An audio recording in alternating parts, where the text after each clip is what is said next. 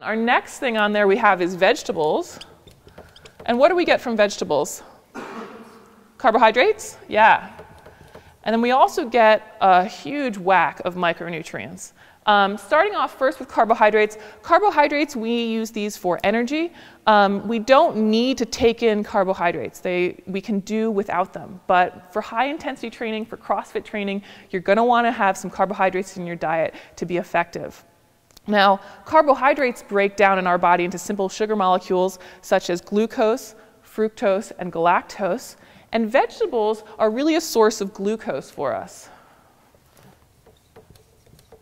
And our bodies handle glucose very well. And so we like this as a source of carbohydrates for us. It's going to be exactly the fuel that we want for most of our carbohydrates. The other thing that we said that's in vegetables are micronutrients, and Loren Cordain, author of The Paleo Diet, has a really great paper out there where he compares the relative ranking and the relative value of all the different food groups in terms of micronutrients. And if you look at that, the vegetables are just head and shoulders above the rest. You cannot beat them in terms of their micronutrient density. So even though I said we weren't going to talk about all the micronutrients, we can't overlook how effective vegetables are for that. So that's pretty much it for vegetables. It's a great source of carbohydrate in the form of glucose. Typically, it's not going to be all of our carbohydrates. As you know, trying to get a lot of carbohydrates from spinach and asparagus is a little bit tough, so we're going to rely on some other sources as well. Moving on, we've got nuts and seeds. And what do we get from nuts and seeds? Fats. Anything else? Yeah, there is some protein in there. And there's also some carbs, right? And of course some micronutrients. Now let's just talk about the protein and carbs quickly. It's a plant source, so it's going to be an incomplete source of protein. So we're probably not going to rely on that as our majority of where we're getting our protein. And then carbohydrates, again, there's not very many carbohydrates in nuts, so we're not going to use that as our main source for energy either. But we do like it for a fat source. And when you look at nuts and seeds, they do have a blend of saturated, monounsaturated, and polyunsaturated fat, just like other foods, but the balance is skewed towards polyunsaturated. And in fact, it's typically omega-6 polyunsaturated. So remember, these are the least stable amount of fats, and omega-6 ones are the ones that push us towards inflammation. So a lot of nuts and seeds give us a good amount of those omega-6 fats, which are not ideal. Now we'll talk about quantity in a little bit. I don't want you to write nuts and seeds off completely. That's okay. But it's just something to keep in mind. Hey, that's a source of those inflammatory fats. Now I know I've heard people say, well, what about walnuts? What about macadamia nuts? Because I've heard those are higher in omega-3s. And they are relative to other nuts, but not relative to like seafood. So they don't even come close. They still have a huge amount of omega-6 fats. So you're not getting away from this high amount of omega-6 fats by eating walnuts. So you're still getting a good amount. Again, don't avoid them. With our blend of meats, with some other sources, you're going to see that you can balance out these fats, but just keep that in mind. Next, we've got fruit, and it says some fruit, and we'll get to that some in a little bit to talk about what we really mean by that. But fruit, what is that as a source for us? Carbohydrates. And of course, micronutrients. It's true with all of these.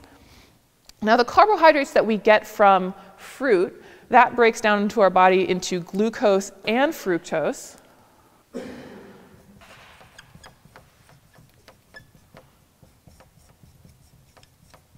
And remember, glucose is what we said is in vegetables, and that our body handles very well. Fructose, especially in large doses, our body doesn't handle it very well at all. In fact, many people are saying that it's really high amounts of fructose in modern diets that's driving us towards insulin resistance and all of those associated diseases.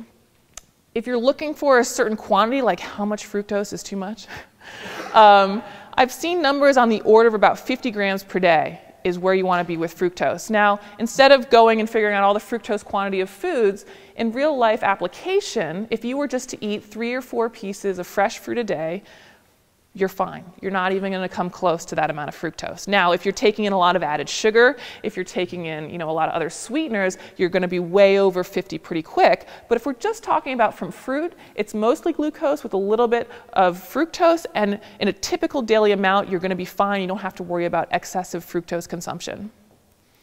Questions about fruit? We're good. Yeah. Where's an avocado fall in this? I love that you just said that. Yeah, thank you. Fruit is also a source of fat because olives, avocado, coconut, they are botanically fruits. So we've got avocado, olives, coconut, but they're pretty much sources of fat, right? So they're not how we typically think about our fruit sources.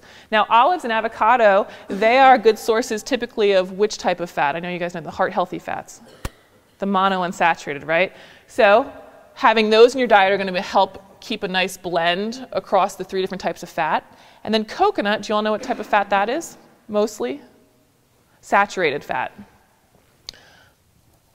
So those are technically fruits. And again, if you keep some variety through those and you keep those included in your diet, that's going to help keep a balance across the 3 different types of fat. Cool? Next, we have little starch. I'll just erase all of this.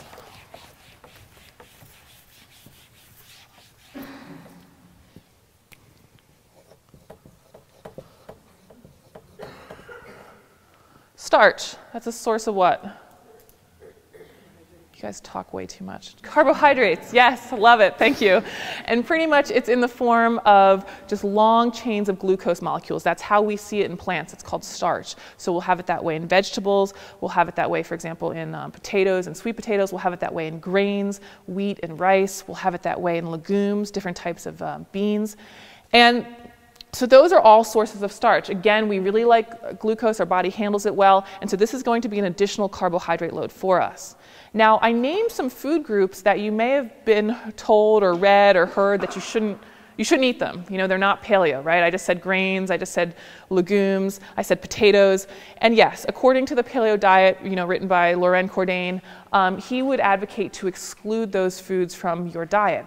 And the reason that you may want to exclude those foods from your diet is really based on whether or not you have an allergic or an autoimmune response. And I think we all know what kind of an allergic response is. An autoimmune response means that your body cannot distinguish between the proteins found in the food and your own tissues, and so your body attacks itself. And examples of autoimmune diseases are, you know, multiple sclerosis and rheumatoid arthritis, and both types of diabetes have an autoimmune component. And so if you're afflicted by one of those diseases, I would wholeheartedly recommend, yeah, you're going to want to play with different food groups. Take stuff out, put stuff back in, and see if your conditions are alleviated. But what we're saying is that you can take your starch choices from any of the whole foods that you want, as long as it works the best for you.